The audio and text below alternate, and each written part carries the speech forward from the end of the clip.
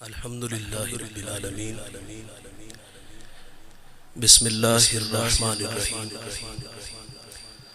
پڑھیے الصلاۃ والسلام علیک یا رسول اللہ وعلی آلک واصحابک یا سیدی یا حبیب اللہ الصلاۃ والسلام علیک یا رحمۃ للعالمین وعلی آلک واصحابک یا سیدی یا حبیب اللہ۔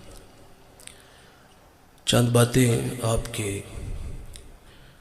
گوش گزار کر کے گفتگو سمیٹ لوں گا۔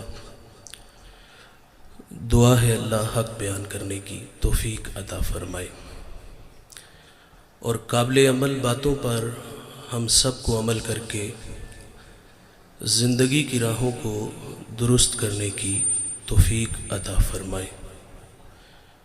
ارشاد باری تعالیٰ ہے وَلَوْ كُنْتَ فَظًّا غَلِيظَ الْقَلْبِ لَانفَضُّوا مِنْ حَوْلِكَ، فرمایا محبوب اگر آپ کا دل سخت اور مزاج تند ہوتا تو یہ لوگ آپ کے گرد کبھی بھی نہ بیٹھتے۔ جب غزوہ خیبر ہوا تو کچھ لوگ پلٹ گئے، دوبارہ حضور کی خدمت میں حاضر ہوتے ہیں تو آپ صلی اللہ علیہ وسلم عفو درگزر سے کام لیتے ہیں۔ حاضرین مجلس، دین محبت سے پھیلا ہے، دین حسن اخلاق سے پھیلا ہے۔ ایک ہندو شاعر کہتا ہے یہ لڑتے قبائل کو کس نے بتایا، محبت نہیں ہے تو کچھ بھی نہیں ہے۔ کائنات کی چمک، کائنات کی رونق، یہ سب محبت کے دم قدم سے ہے۔ نبی رحمت صلی اللہ علیہ وسلم فرماتے ہیں تم میں اچھا وہ ہے جس کا اخلاق اچھا ہے، اور وہ اچھا نہیں ہے جس کا اخلاق اچھا نہیں ہے۔ حضور کی خدمت میں ایک خاتون کا تذکرہ کیا گیا کہ بندہ نواز صوم و صلات کی پابند ہے،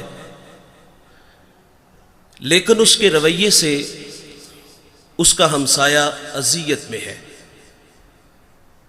تو فرمایا وہ عورت جہنمی ہے۔ آقا فرماتے ہیں گھر خریدنے سے پہلے ہمسایہ اور سفر کرنے سے پہلے ہم سفر دیکھ لیا کرو۔ اور حضرت علی رضی اللہ تعالیٰ عنہ کا قول ہے، آپ فرماتے ہیں 5 چیزیں سعادت مندی کی نشانیاں ہیں، بیوی موافق ہو، بھائی متقی ہو، بیٹے نیک ہوں، اور ان میں ایک فرمایا کہ اس کے پڑوسی اچھے ہوں، اور 5واں فرمایا کہ اس کا رزق اس کے اپنے شہر میں ہو۔ ہمسایہ دیوار کا ہے یا سرحد کا؟ اگر ہمسائے اچھے میسر نہ آئے تو زندگی عذاب ہو جاتی ہے، اور اگر کسی کو اچھے ہمسائے مل جائیں تو یہ بہت بڑی دولت ہے۔ ابو حمزہ ایک بہت بڑے محدث گزرے ہیں، اور ان کے بارے میں مشہور تھا، لوگ کہتے تھے کہ یہ نشہ بیچتے ہیں۔ وہ کوئی منشیات کا کام نہیں کرتے تھے، بلکہ جب وہ حدیث رسول بیان کرتے تو لوگوں پہ نشہ طاری ہو جاتا تھا۔ ابو حمزہ کا ہمسایہ اس کو بامر مجبوری مکان فروخت کرنا پڑا، اور اس نے باہر لکھ کے لگا دیا مکان برائے فروخت، اور نیچے اس کی قیمت بھی لکھ دی 2000 میرے مکان کی قیمت ہے، اور مزید لکھا کہ 2000 ابو حمزہ کی ہمسائیگی کا بھی لوں گا۔ تو لوگوں کی ایک لمبی لائن لگ گئی تھی 4000 دینار دینے کے لیے، اور جب ابو حمزہ کو پتہ چلا کہ میرا ہمسایہ مکان بیچ کر کے یہاں سے جا رہا ہے تو آپ نے خادم کو 4000 دینار دیے اور فرمایا جلدی جاؤ اور یہ میرے ہمسائے کو دے آؤ اور اسے کہنا کہ یہ تو ویسے ہی رکھ لے لیکن مجھے چھوڑ کے نہ جانا۔ اچھا ہمسایہ بہت بڑی دولت ہے۔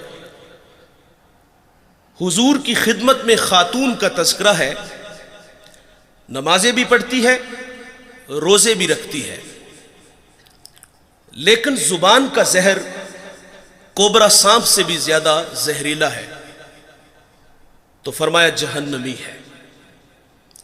اسی طرح ایک اور عورت کا تذکرہ ہوا، معمول کی نمازیں ہیں، معمول کے روزے ہیں، لیکن اس کے رویے سے اس کا ہمسایہ خوش ہے، تو میرے نبی فرماتے ہیں وہ عورت جنتی ہے۔ جنت کا معیار کیا ہے؟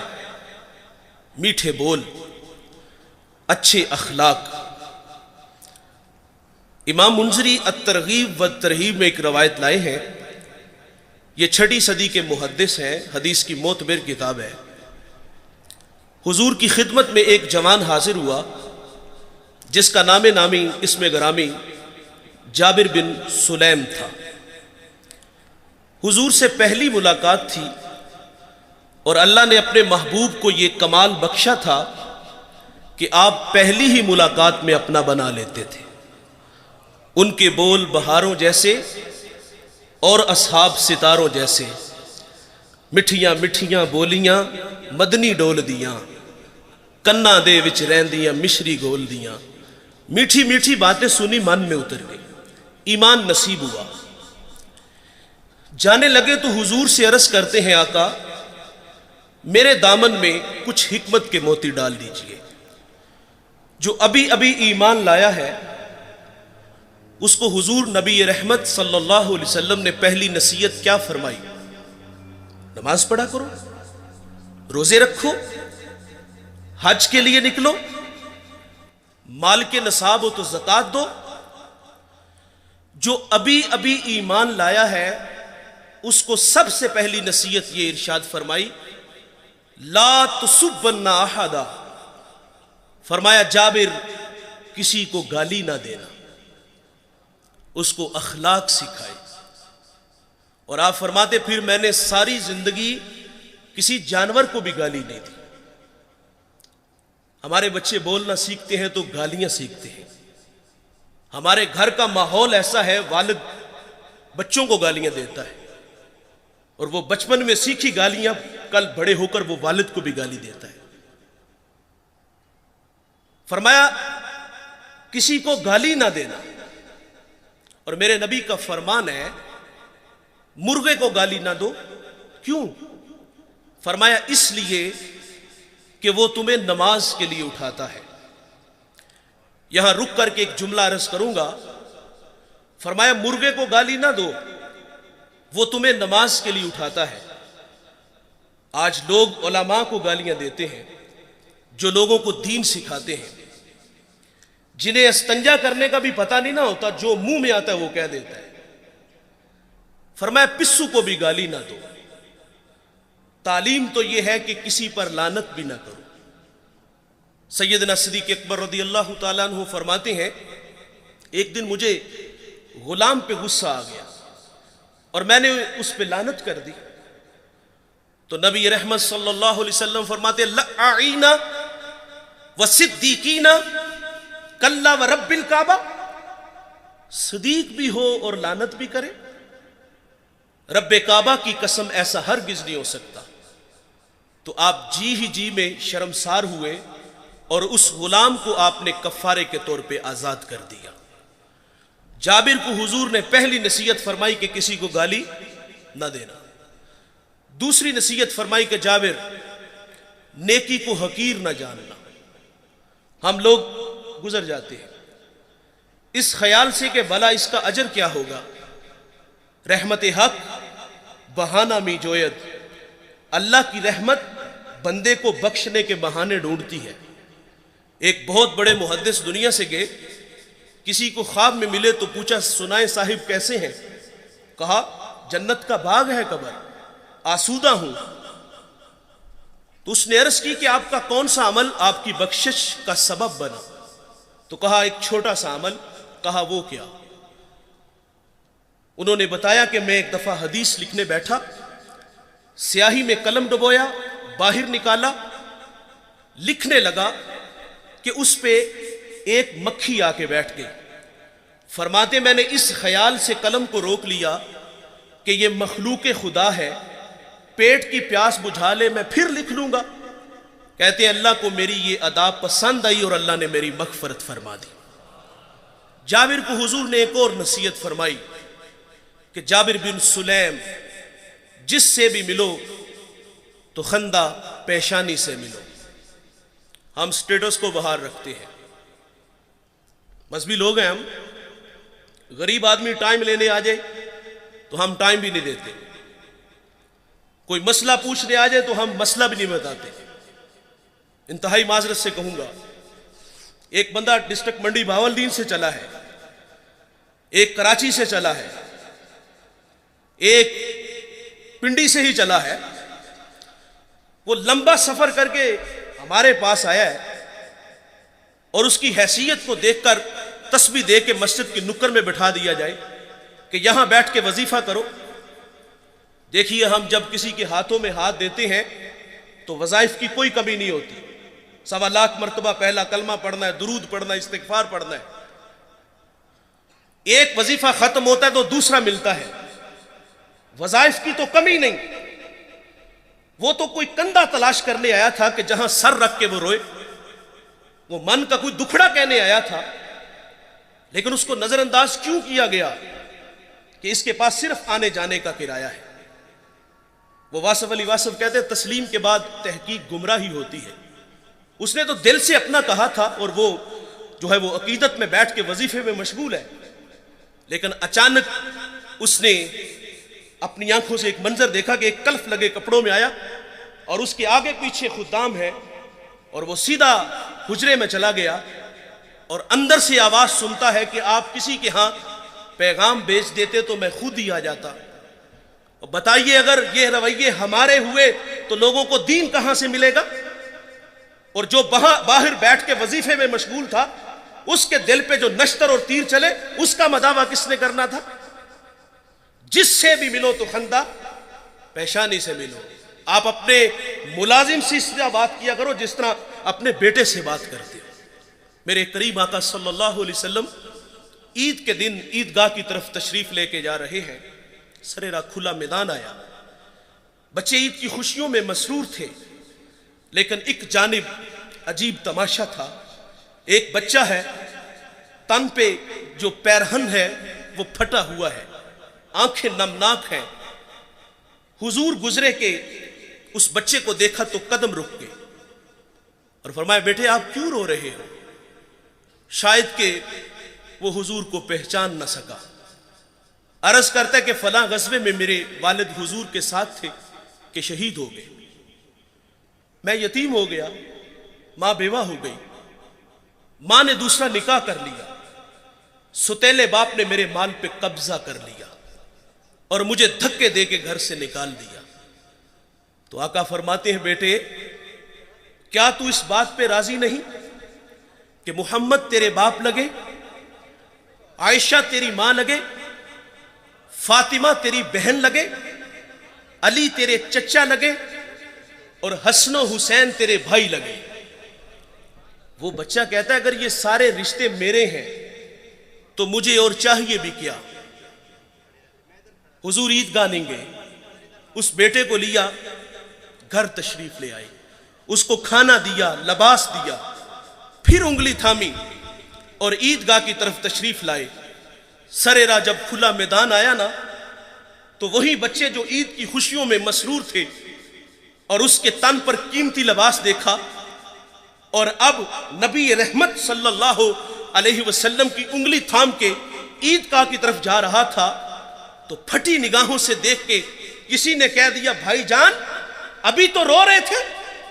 اب فخر سے کہتا ہے میں بھوکا تھا مجھے کھانا ملا، میں ننگا تھا مجھے لباس ملا، میں یتیم تھا، مجھے ابو جی محمد ملے، عائشہ ماں ملی، فاطمہ بہن ملی، علی چچا ملے، حسن و حسین بھائی ملے۔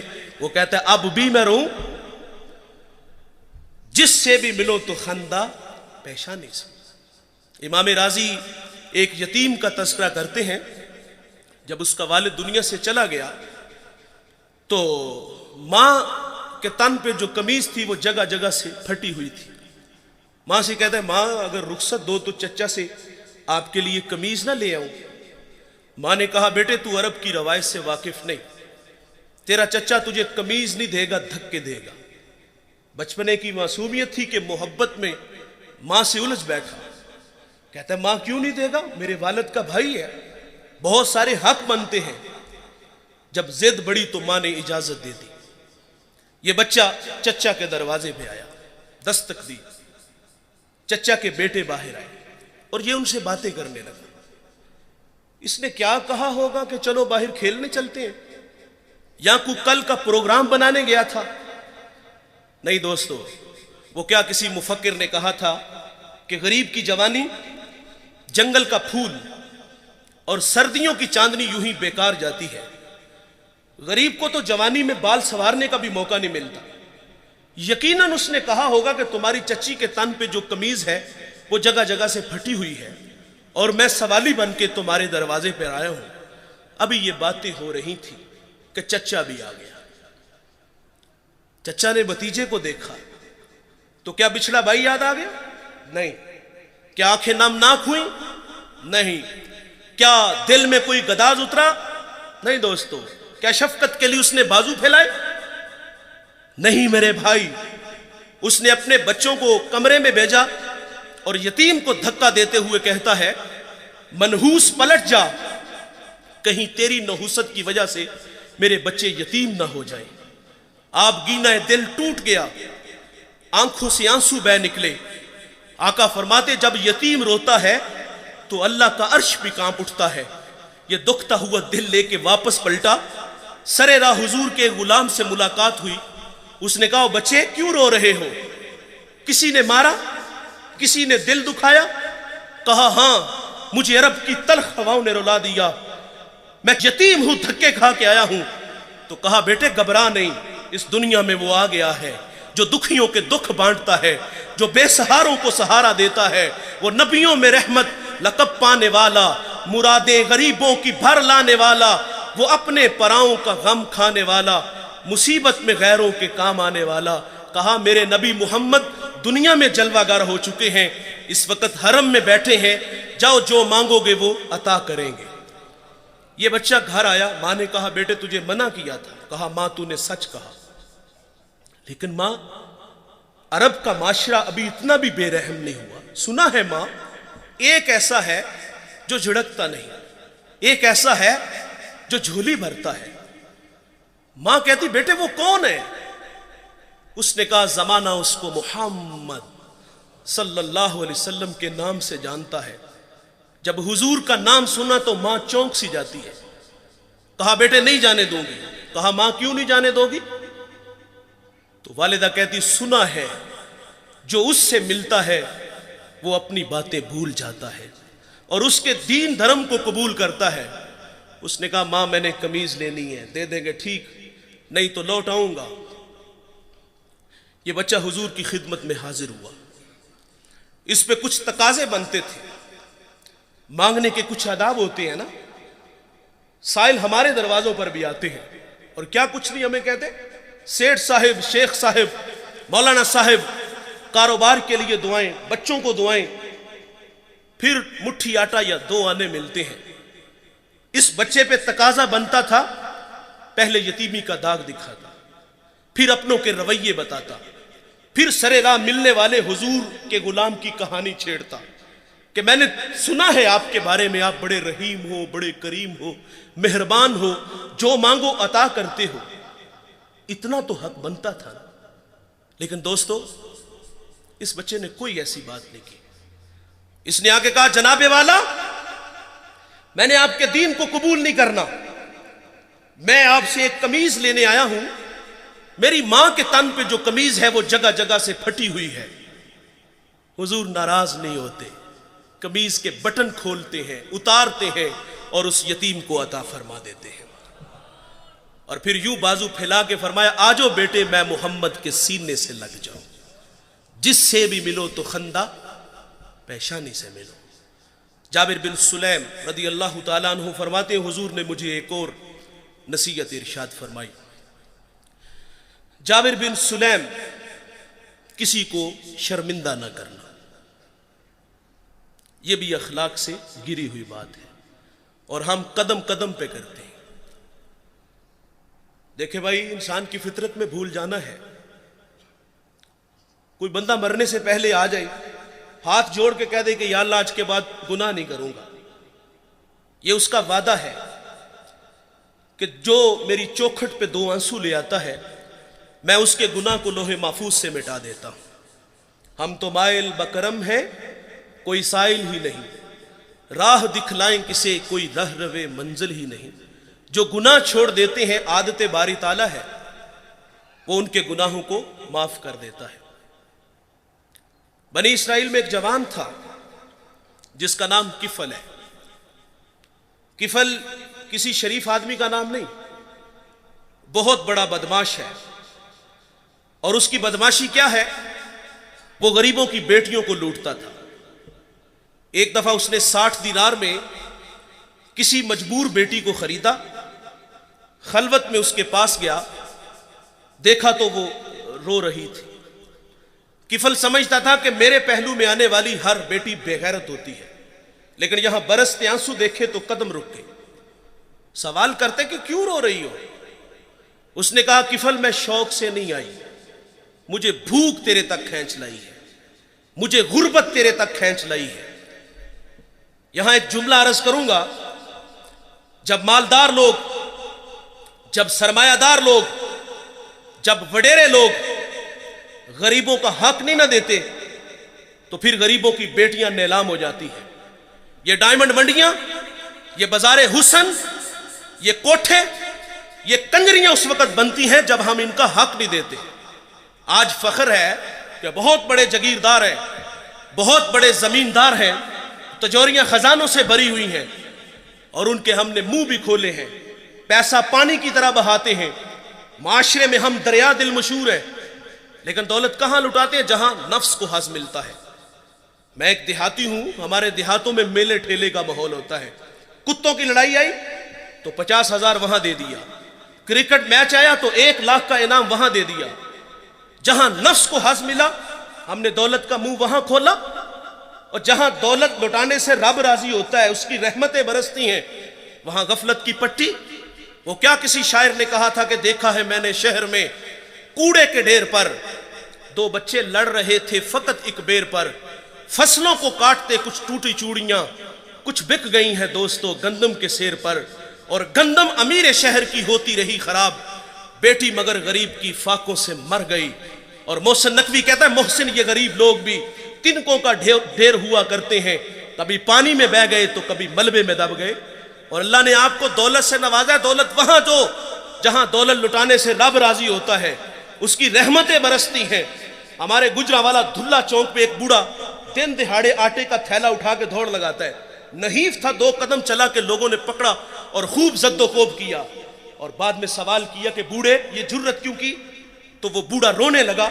वो कहता है, 1 हफ्ता हो गया मुझे इस चौक में आके खड़ा होता हूं मजदूरी के लिए, और मुझे बूढ़ा समझ के लोग छोड़ के चले जाते हैं।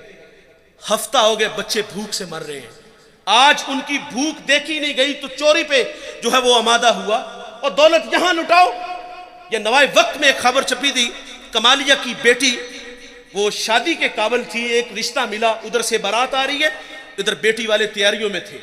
हमसायगी में से किसी ने शरारत की कि जिसके घर में आ रहे हो वो अपनी बेटी को चंद जोड़ों के सिवा और कुछ भी नहीं दे सकता। बारात वहीं से वापस चली गई थी। बताओ, उस बेटी के दिल पे जो कुचोके और जख्म लगे थे, उसका मदावा किसने करना था? चांदी उतर आई बेटियों के बालों में। मुफलिस को फिर उम्मीद है कि बारात आएगी। और किताबे ज़ीस्त का एक और बाप बीत गया, जहेज बन न सका और शबाब बीत गया। और अल्लाह ने आपको दौलत से नवाजा है। गरीबों की बेवाओं की बेटियां घरों में बूढ़ी हो रही हैं, तुम कुत्तों की लड़ाई पे पैसे लुटा रहे हो, तुम हिजड़ों पे दौलत लुटा रहे हो। اگر دولت لٹانے کا شوق ہے تو معاشرے میں پھیلے ہوئے دکھ دیکھو، یتاما مساکین پہ دولت لٹاؤ تاکہ تم خدا کی رحمتوں کے مستحق ٹھہرو۔ لیکن دولت وہاں دی جہاں نفس کو حظ ملا۔ جب اس بیٹی نے کہا کفل مجھے بھوک تیرے تک کھینچ لائی ہے، یہ ایک جملہ کفل کی ہدایت کا سبب بنا۔ دل کے آئینے پہ چوٹ لگی، کفل رونے لگا، ہاتھ جوڑ کے کہتا ہے بہن مجھے معاف کر دے، تو جس عزت سے آئی ہے اسی عزت سے واپس گھر چلی جا، اور میرے لیے دعا کر کہ میں بڑا ہی کتا انسان ہوں، اللہ مجھے معاف کر دے۔ وہ بیٹی گھر چلی گئی اور ادھر تقدیر کا قلم چل گیا۔ اسی رات کفل کو موت آ گئی۔ صبح ہوئی تو زمانے نے کفل کی دیوار پہ یہ لکھا ہوا پڑا تھا کہ اللہ نے کفل کو معاف کر دیا ہے۔ وہ معاف کر کے راضی ہوتا ہے۔ بھائی ہمیں بھی آدر ڈالنی چاہیے۔ حضور کی خدمت میں ایک خاتون آئی اور عرض کرتی طہرنی یا رسول اللہ، طہرنی یا رسول اللہ، طہرنی یا رسول اللہ، طہرنی یا رسول اللہ۔ 4 دفعہ کہا آقا مجھے پاک کیجئے، آقا مجھے پاک کیجئے، آقا مجھے پاک کیجئے، آقا مجھے پاک کیجئے۔ حضور نے اس کا جرم پوچھا تو اس نے کہا کہ میں شادی شدہ ہوں، مجھ سے زنا کا ارتکاب ہوا، میرے پیٹ میں بچہ ہے۔ اور یہ حضور سے جب اس نے عرض کیا تو حضور فرماتے ہیں یہ گناہ تو نے کیا ہے، اس کی سزا بھی تیرے لیے ہے، اس بچے کا کوئی قصور نہیں۔ حضور نے اس کو مہلت دی، اس نے بچے کو جنم دیا، پھر 2 سال اس کو دودھ پلایا۔ 2.5 سال بعد حضور کی خدمت میں حاضر ہے، اس کو سنگسار کیا گیا، پھر خود حضور نے جنازہ پڑھا۔ حضرت عمر رضی اللہ تعالیٰ عنہ عرض کرتے ہیں آقا یہ بڑی بدکار عورت تھی، تو میرے نبی فرماتے ہیں عمر اس خاتون نے ایسی سچی توبہ کی ہے، اگر اس کی توبہ کا 10واں حصہ اہل مدینہ میں بانٹ دیا جائے تو اللہ تعالیٰ سب کی مغفرت فرما دے۔ لیکن ہمارا حال کیا ہے؟ اگر غلطی ہو جائے تو ہم معافی نہیں کرتے۔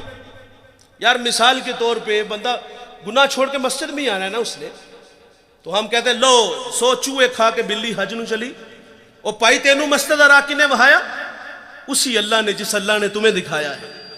کبھی ہم کہتے ہیں چور چوری چھوڑ دیتا ہے، ہیرا پھیری نہیں چھوڑتا، جوتے چرانے آئے ہو۔ وہ یار وہ آ گیا ہے، مسجد کی آبادی کا سبب بنا ہے، ہمیں خوش ہونا چاہیے تھا۔